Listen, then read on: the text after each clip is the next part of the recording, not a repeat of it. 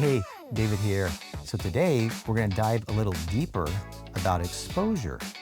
Isn't this a wonderful scene that we have right here? I'm sitting here reading my cinematography book, looking at lighting techniques and things like that. But I've got a problem here. And my problem is that light out there. That light out there doesn't have a dimmer on it. So what do I do about it? For those of you that want to know what I'm going to talk about to decide whether or not you want to leave right now, I'm going to go over real quick what I'm going to talk about in this video, and you can decide whether or not you want to stick around and watch the whole thing or leave in the middle or leave now. So I'm going to go over it real quick. In short, I'm going to fix this problem, okay, as best as I can. And whenever you're doing something, there's two things that you have to think about. One is, what do you want to do, okay? And then the next thing you need to ask is, what can I do? Because sometimes what you want to do for a scene, you may not have the equipment, or there might be a problem, i.e. that sun back there, that you can't solve that problem. So you have to pick what's going to be best, what you can do. And I'm going to talk a little bit about this a little bit later as well, but it gets back to this thing where I've said before about distraction. You want to create the best image you can, or scene that you can, if you will, with what you've got, and you don't want any distractions, right? So let me go over real quick what I'm going to talk about in this video. In start, I'm going to talk about a little bit about cameras, but not much. Expensive cameras versus inexpensive cameras. Oh, I should mention, I'm shooting this on my ZedRed, the Nikon ZR. I've got my Zeiss Milvus 50mm lens, and so that's what we're shooting this on. Then I'm going to get into what is a color meter versus a light meter. I've got them both sitting here. Why the color meter does both.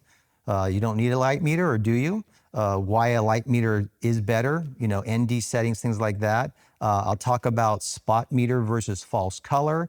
We'll talk a little bit about foot candles versus a typical normal exposure. The importance of color temperature. Right here, this light that I've got is actually a tungsten light. It's just a light bulb, so it's not very good light, but I don't know if you've noticed this. It's a different temperature than what's coming from there and then what's bouncing around in here in the room. Then I'll talk a little bit more about distraction, and I've got some other little commentary stuff that I'll throw in. So that's what I'm going to talk about in this video. You can decide whether or not you want to stick around.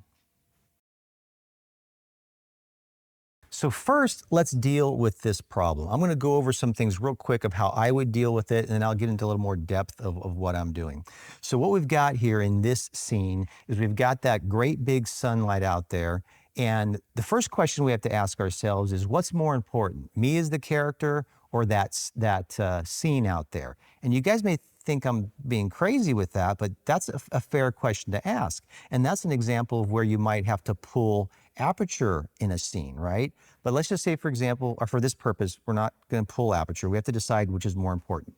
I can expose for out there, and right now I'm going to go ahead and expose for out there, and we'll show you what that looks like. Okay, I've exposed for what's out there.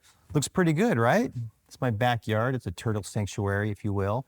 And you can see what's back there. And if that's what's important, then I need to take in consideration the importance of seeing what's out that window. Okay, so now we're back to me. If I'm what's important, and we know that I'm certainly not the one that's important, but if I'm what's important, then we want to expose for here. But is that light a distraction? And the question, or the answer to me is, yeah, that's probably a distraction. Right now, I don't know, but I know well enough that that's probably a distraction, okay? So what do I do about it? I've got a light over here that I'm going to turn on. That's going to help the exposure on my face right here. And then we'll talk a little bit about the color temperature situation.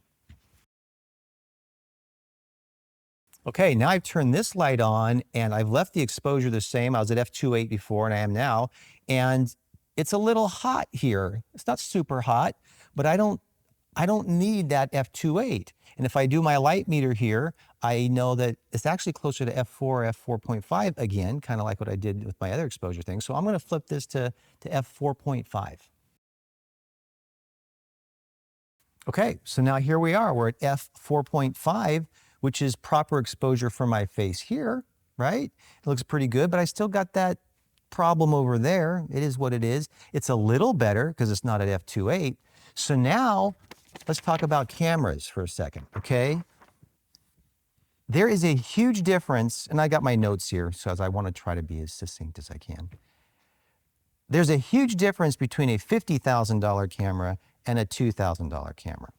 And sometimes camera manufacturers and people want to get caught up in megapixels and resolution. Ooh, wow, it's an 8K camera, this. And I've mentioned it in other videos I've done. The Arri Alexa is what, a 4.7 megapixel, 7 meg, whatever. I think the Venice is like a 12. I could be wrong on these numbers, but there's much more to a camera than the megapixels and the resolution. How it handles the image and the light is a bigger deal. So in this situation, this is kind of hot, right? If I wanted to, I shouldn't say that. This is properly exposed right now, okay? But that really isn't. If I have a really good camera and with high dynamic range, I could probably clean this up a little bit. Now I'm doing this on my ZedRed, so I am curious what this looks like because I'm gonna edit this as best I can, trying to keep my face not doing weird stuff and having that not be too much of a distraction, right? I wanna see what this looks like. But what I might wanna do, which is what I'm going to do, and like I said, this is a test, I have no idea what this is gonna look like. I think I can get away with a stop, maybe 2 stops with the dynamic range of this camera and my Red RAW. I'm shooting this on Red RAW. So I'm gonna take this from 4.5 to, I don't know, maybe not quite f8, maybe 7.1 or something like that. So I'm gonna fiddle with that and let's give that a try. Okay, so now I'm at 7.1 in my camera, which is about a stop, give or take, from 4.5 to 7.1. It's pretty close to a stop, give or take. How does this look? Now with this camera, I'm looking over here in the monitor and I can kind of see that there's trees back there. And so I think I might be able to use this. Now, like I've said in other videos before, if this was my helium, my red weapon helium, I might chance 2 stops. I might maybe go to, you know, I don't know, F9-ish, maybe F10-ish, maybe, and see if I could, you know, clean that up a little more. But for this purpose, I'm only gonna try to do it a stop underexposed. Are you with me what I'm doing here? So on my face, based on what it's supposed to be, okay, I'm gonna go a stop underexposed, which is what you're looking at right now, because I think it's gonna help with that sunlight out there. Okay, time for a quick tangent. Now, if I was shooting this on film, it would be a different story, okay? Or I should say if I had the money. Right now, I'm just sitting, there's nobody here but me. There's nobody behind this camera. I'm just sitting here. I'm using very inexpensive stuff to do this. The sun's really inexpensive. But if I was really doing this right, okay, and I had to get the exposure nailed on, first of all, I'd have to figure out what kind of moodiness I want, right? Whether or not I want this to be how dark, you know, I want to have the sun coming in. You guys all know that stuff. But back in the film days, you might put up an HMI here because we're dealing with only 100 ASA film or something like that. Or you might put film on the window, which is like an ND. That's right. You would put, you know, like you car guys that have the, you know, the smoked out windows. You put that film on the window itself, so you're reducing the amount of light coming in. And so you could absolutely control the scene. But that's why you have a crew of 50 or 100 people and the 5-ton truck or whatever it is that you've got, the 2-ton truck, to do those kind of things. Obviously here, we're not doing that. So what you're looking at right now is what I would do with this scene, with what I have, which is the ZedRed, this little light that I have, and the sun that's back there. And this is how I would do it. And I'm hoping right now that this is not a distraction. It may be. Now let's get to the talking points that I mentioned earlier. So what is a color meter versus a light meter? Now, some of you might say, well, duh, color meters for color, or light meters for light. Well, yeah, you'd be right to a point, but here's the kicker. This light meter, I have a Sekonic C700. They have a C7000 now, and I think they also have a C800. I don't know which one's closer to what this one is, I don't know. But in short, this color meter is almost as much or more money than that camera. It is what it is. So what can you do with a color meter, and in relationship to this scene, what would I do, you know, how would I use it? first thing, it'll tell you the color temperature of the lights. So this right here is a tungsten light. I did it, I think it was 3300 or something like that. And if I was sitting in this scene and I wanted to have a little more warmness on my face, maybe I put the person over here. See how as I come over here, it's a little bit warmer light. You know, you may want to do that, you may not. Sitting right now, it's a little bit warmer on my face. How much? Not a ton. I could bring the light closer or something like that, because right now you can't see it. It's off screen.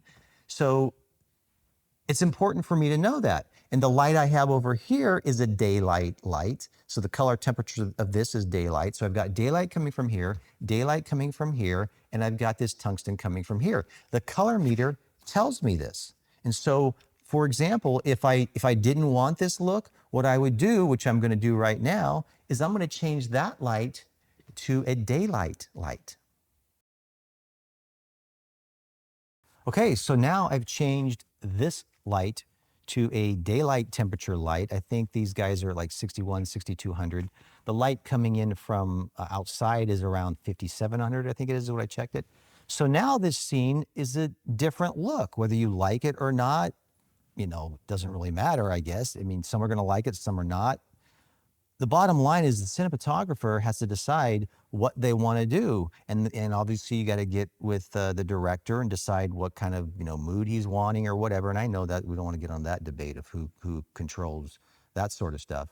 But you decide what kind of look you want, okay?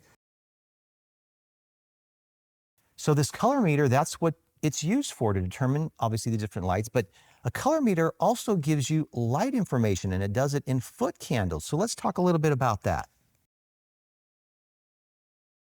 So when you start talking about foot candles on a color meter and a light meter, you have to include in that conversation, or part of that conversation, why a light meter, why a color meter, why I want one over the other. This is a pretty basic light meter. I used to have a really fancy one back in the film days, which had a spot meter, and I'll get in that in a second. It had a spot meter on it. I could hit a button. I could even tell it what NDs I wanted to use, meaning I could hit a button and, you know, flip around and say, okay, what's going to be the setting if I have an ND3 on there, blah, blah, whatever. So it makes your life a little bit easier. But for the most part, the light meter and the color meter, I don't need to use the light meter if I have this really neat little tool that's not on this camera, and that's called false color. Because with false color, it basically accomplishes what a spot meter would do with a light meter.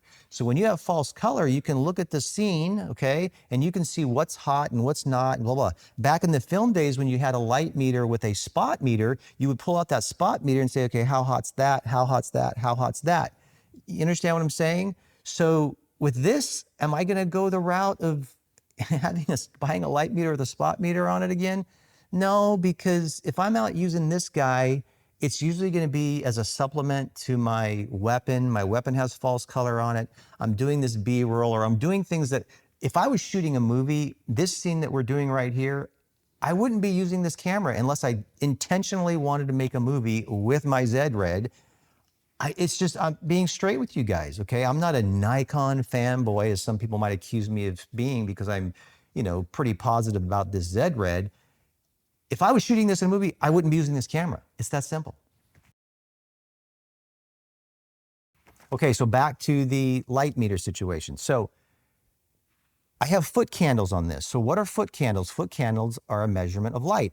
And I'm going to show you a chart that I have here. I created this chart. Actually, I used to have a Blackmagic Ursa Mini Pro. I didn't have the G2. I never got the G2, but I had a Mini Pro, and it was ISO 800. And I had purchased my color meter, and I wanted to have a foot candle chart. And so I have this at ISO 800. If you guys can kind of get a look at it real quick. I had it at ISO 800, different f-stops, and then I had NDs. So if I had 1 stop, 2 stop, 3 stop, blah, blah, blah, all the way down, so that I could know what NDs I would want for what, aperture, outside or wherever, okay?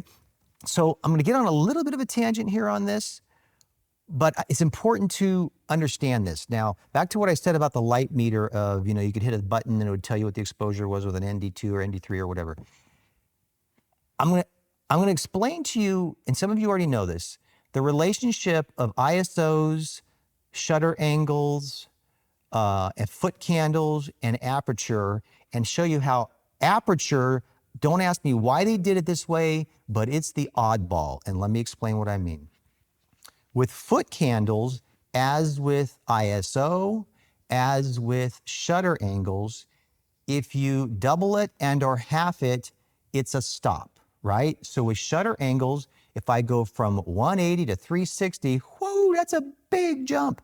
It's only one stop. If I go from 180 to 90, it's one stop. If I go 90 to 45, it's one stop, right? Get the picture? Okay.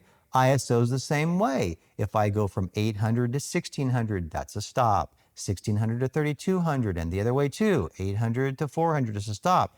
It's half, right? Foot candles are exactly the same. So, for example, on my chart here, if I have a foot candle of 50, I know that ISO 800, 180 degree shutter, by the way, I should have mentioned, this was a 180 degree shutter. It's my baseline, if you will. 50 foot candles is the f5.6, 800 ISO, 180 degree shutter. Done, no problem. But here's the thing that's funny where I say that f-stop, I don't know what happened with them. With f-stops, when it doubles, it's two stops.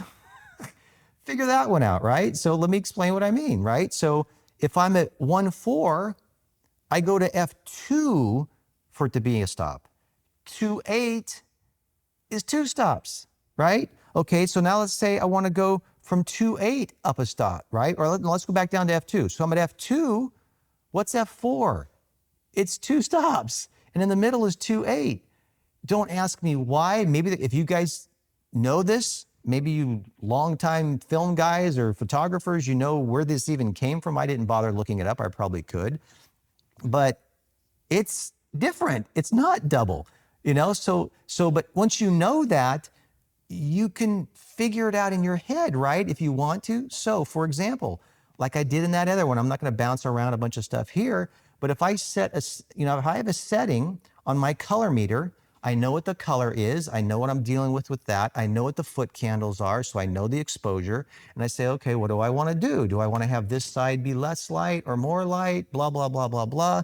These are all things that you can figure out. So for example, if I'm lighting this scene and I go over here and say, okay, hey, boom, this is, let's just say this is 200 foot candles, okay, or more, whatever it is. Let's just say it's 200 foot candles, okay?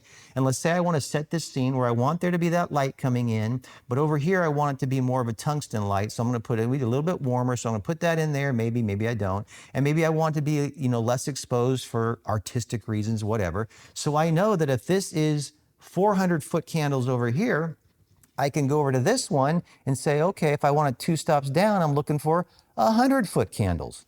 Makes sense? This is not complicated, okay? And so that's how you would do it. That's why I have my color meter. It isn't cheap. It took a while for me to get this baby, okay? And it was, I don't want to say it was the last thing on my list, but anyway, I was thrilled when I got it. And I found myself just not using my light meter much anymore because I was using this and using foot candles. Okay, so I'm going to go ahead and let me turn this guy on, and I'm going to I'm going to give you guys a look. I should be able to zoom in. I'm shooting this 6K. I'm not on my Helium 8K today, but I'm going to give you guys a quick rundown of what this has here. So I'm going to go ahead and do from over here. Okay, so from outside, let me go ahead and turn this guy around. This is a color meter. And what you've got here is you've got the color temperature, you've got the RA, which is like the CRA, and I know this thing will kind of dim out if I don't keep it, there we go, make sure it doesn't dim. Okay, so let me just look at it real quicker. So we got 6100, 375, 98. So I've got a little over 6,000 on the color temperature and 375 for the foot candles, right? Yeah, 375 for the foot candles. And the RA on this is 98, which is, daylight's usually 99 or whatever. So there's something, in that window that's affecting it coming through the window. But there you go, it disappeared on me. So that is the color temperature and the exposure. So if I was spun around here, meaning if I was sitting here and I was using that light, I could pull out my trusty chart here if I wanted to. At 375 is almost f16. Woo, that's quite a bit, right? F11 to f16. So if I wanted to separate myself a little bit, what would I do? I'd put on an ND filter, right? And I've got my trusty little chart here too. So if I go down to, if I want to get down to f1.4, if I really want to separate it, and I've got that 375, I need between 6 and 7 stops ND. That's quite a bit, but I know the answer to that because that's what my meter says. So let's talk about run and gun versus control. This is a controlled setting. And like I said, I don't know what this looks like. I think it's going to look decent. People's standards of, anyway, I'm not going to get caught up in that, but people's standards have gone down of their expectations and whatnot, unless you have like a full-blown movie, but I'll talk about that in a second. So what would I do in a run and gun situation? If I was here with a run and gun, I didn't have a light meter and I didn't have my color meter, I would use the waveforms on the ZedRed. Excuse me. On my red weapon, I'd use the false color. That's what I would do, right? I would be able to check the exposure with the false color, and I'd have to decide whether I like the face, whether I like the same thing as I did before, okay? But with the ZedRed, I've got that waveform, and I've got the histogram, and I could use them in combination or just the waveform, and figure out what the exposure is for my face. I would literally take my camera and I would expose for out there. I'd say, okay, what do I need? And actually, I did it before this. I figured out, okay, yeah, F16 looked pretty good from out there, okay? And for my face in here, I can't remember exactly what it was. I think I was at F4 or somewhere around that. And I said, okay, this looks pretty good for the face. And I did it just by the waveform. Is it as reliable as doing the meters? No, but depending on, once again, back to the camera, depending on the dynamic range of the camera, if I'm shooting red raw, which I am here, there's some latitude, there's some room. And so you can get pretty close with that waveform, checking the exposure, but be specific about it, right? Check the exposure on the outside, see what it is, use your waveform till that it doesn't clip at all. Take it all the way down. Even if you're at 180 and you're at f16 and it's still clipping, then take your shutter angle down to 90 or 45, whatever. Figure out where that clipping point is so that you have a reference. So you have a reference, right? And then do the same thing with the face. Know where the face is right. And so now you know what you're dealing with, okay? That's how you do it run and gun. Now, when you're outside, run and gun's a little different because you're used to color temperature being different outside. So somebody walking through the shade in a sunny day, your light eyes, you don't really care. But if you've got a stand-up of somebody and you're in the shade and you've got that bright section behind, that's where the dynamic range comes in, right? And you're gonna have to pick it. You're gonna have to decide what you wanna do or change angles. And a good example here, I'm not gonna shoot it, is I may be shooting this scene and I may say, you know what, this isn't gonna work, and I just do it from over here. If I shoot from over here, all I'm dealing with is the light coming here, which I can deal with, but I don't have to worry about exposing what's out there. You understand what I'm saying?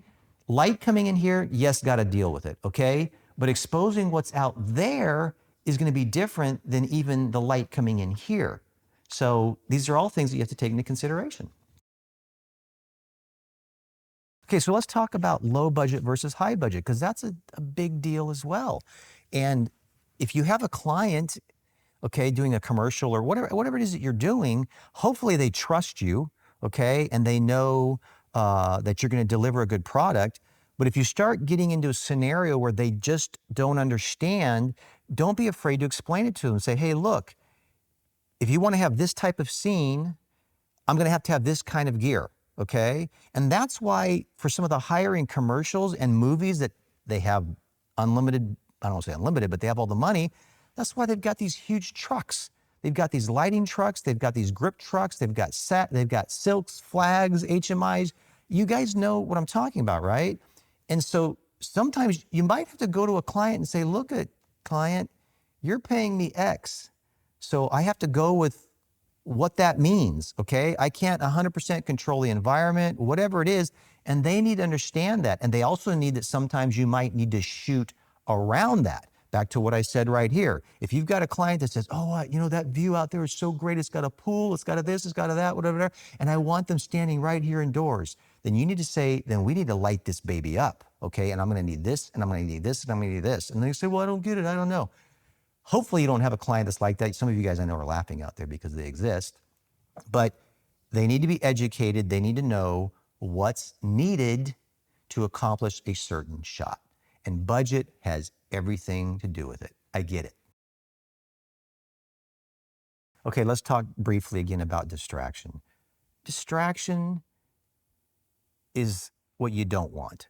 And it's different for every person. Like, for example, if I watch a movie with my family, I have to kind of keep my mouth shut because I don't want to ruin their experience because they're caught up in the story.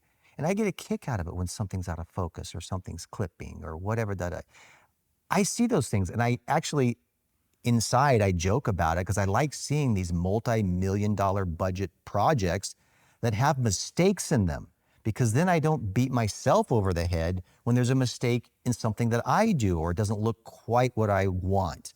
When you understand the reality, back to that budget thing, when you understand the reality, like I said, there's times you can't do what you want to do. You have to do what you can do and understand and do the best you can with what you've got. And so for me, watching movies, especially on Netflix, some of the lower budget movies, which aren't, I'm not really that low a budget, you know, somebody goes by and they got this clipped thing on their head and whatever it is, I get a kick out of it because, okay, they didn't have the ability to throw up a silk and, you know, diffuse and, you know, a double, whatever you want to, you know, whatever you're using to try to bring that exposure down. They didn't have it, but they just went with what they had, okay?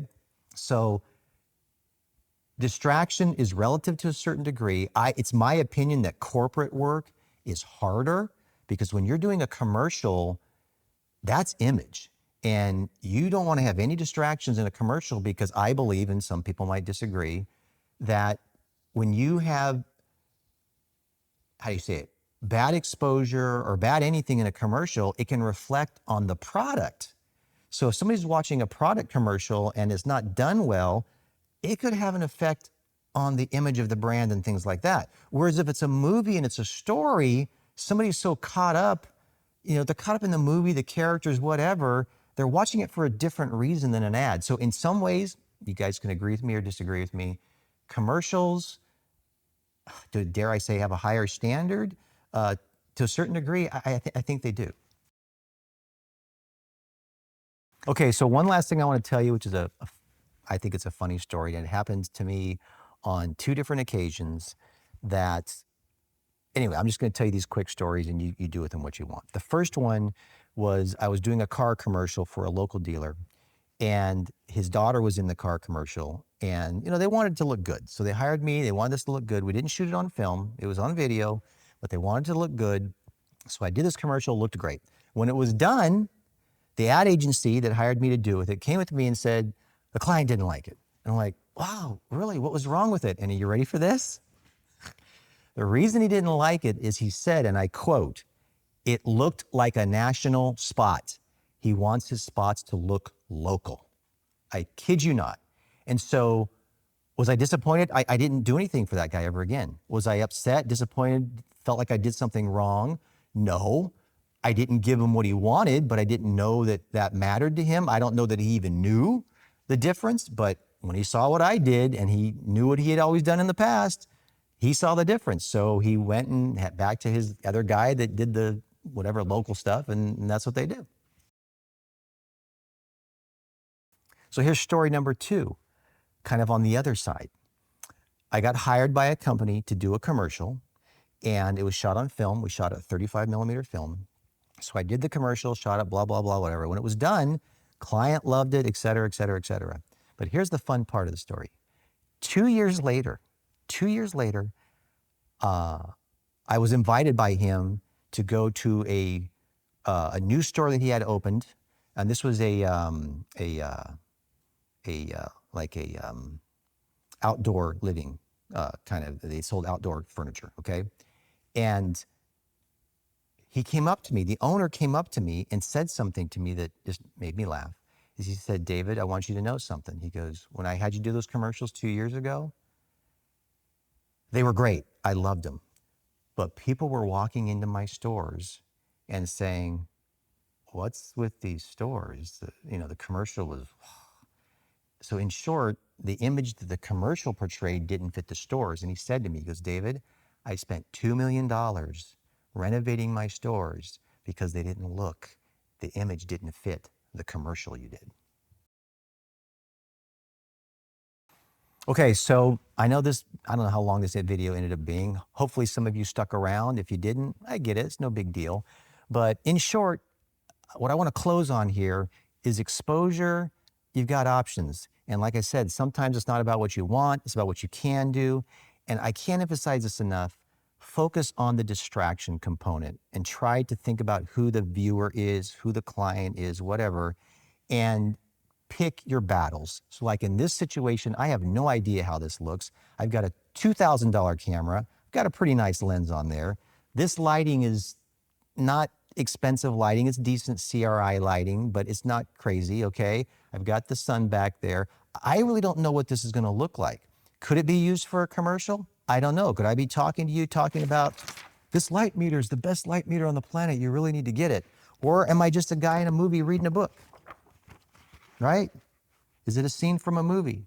I might light it differently. I might grade it differently. I've got this graded to be more of a YouTube-y kind of thing. I'm not really going for a film look or anything like that. Maybe I should, do something like that. Let's give this more of a film look. I'm reading a book. But if I was doing that, I very likely would have the tungsten light up there to just give it some depth, if you will, right? So anyway, I don't want to ramble on. I hope you enjoyed this. Subscribe if you want. Don't subscribe if you don't want. Thumbs up if you like it. Thumbs down if you don't. I was thrilled. I know it sounds crazy.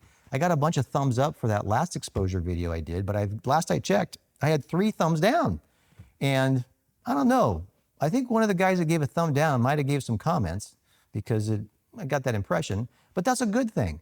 I like hearing what you like and don't like, okay? I'm just curious because if I'm doing something wrong, I want to know I'm doing something wrong. And if I don't think it's wrong and you think it's wrong, if I like my camera, you don't like the camera, that's okay. We all have opinions, right? So enough of me rambling again. I know I get off on these tangents. Thanks for watching. Subscribe if you love it, and I'll do more. Take care.